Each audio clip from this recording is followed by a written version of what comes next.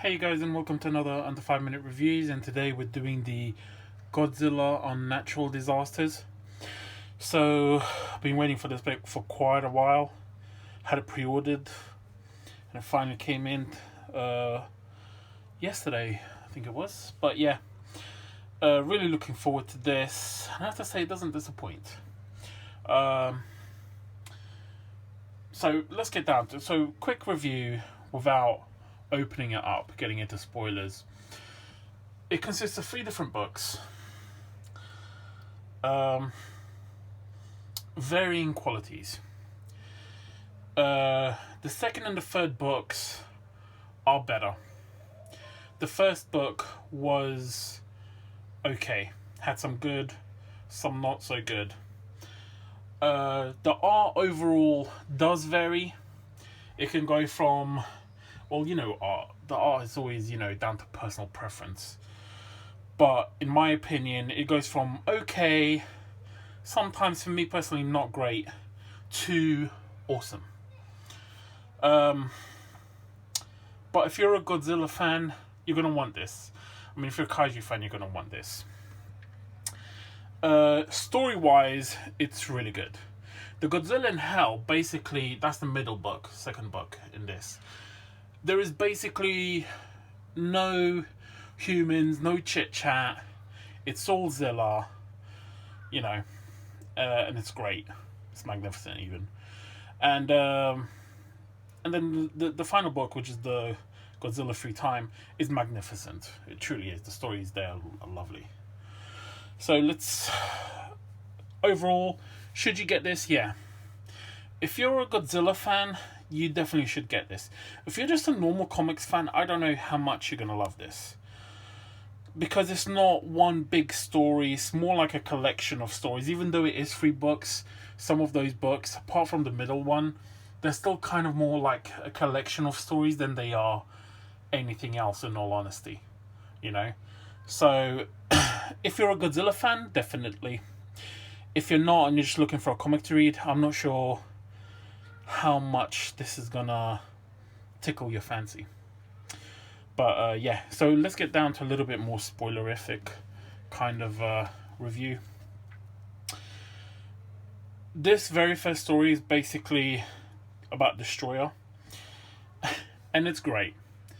Because this poor little fella, I'm going to butcher his name because I can never pronounce it, Anguirus. It just points out that this poor little sucker never wins a freaking battle.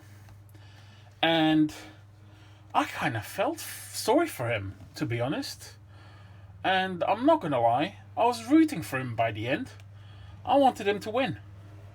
Like, it's such a good, it's so well written. And it's like, by people who get it. People who get the show. This story is my worst bit in this whole book. The story isn't great. In all honesty, it's quite poor. And the art is what you can see. I'm not a fan.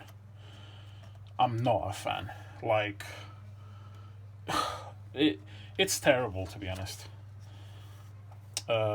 It just, I'm expected to believe that this guy lets his teenage son talk him into robbing Rodan's egg.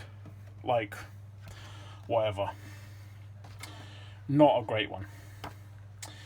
This one, though, was much better. Psychic, telepathic kids, and these aliens trying to use them to control monsters, the kaiju. Much better story. Really good. I love this. Hidora. I've always had a thing for Hidora because he's just so cute. But yeah, good story, this one. Hidora comes back, and it's mainly, at the beginning, it's like Mecha versus Hidora, and then big old boy comes in. It's awesome. Now, this here is one of the things that this book was sold on. It's a bit of a missell. After seeing more of it, Stocko only actually does the first issue of this, of the Godzilla in Hell. And that's it.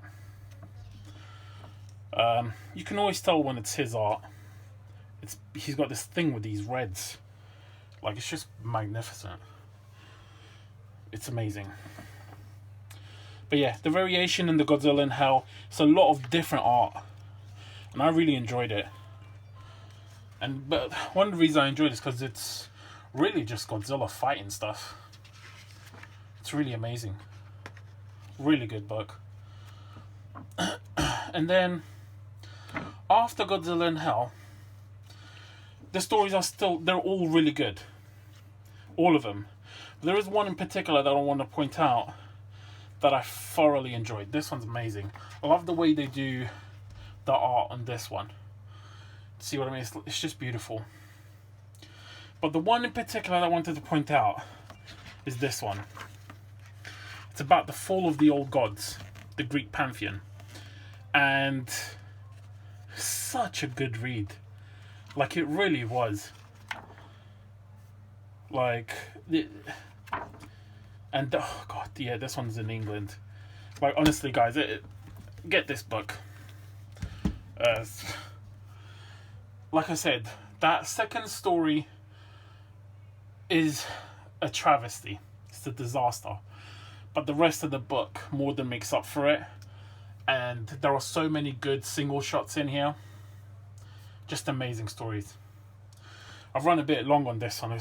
There's a lot to talk about in here, and I'm just trying to keep it short. But once again, if this was of any use to you guys, like and a sub, please.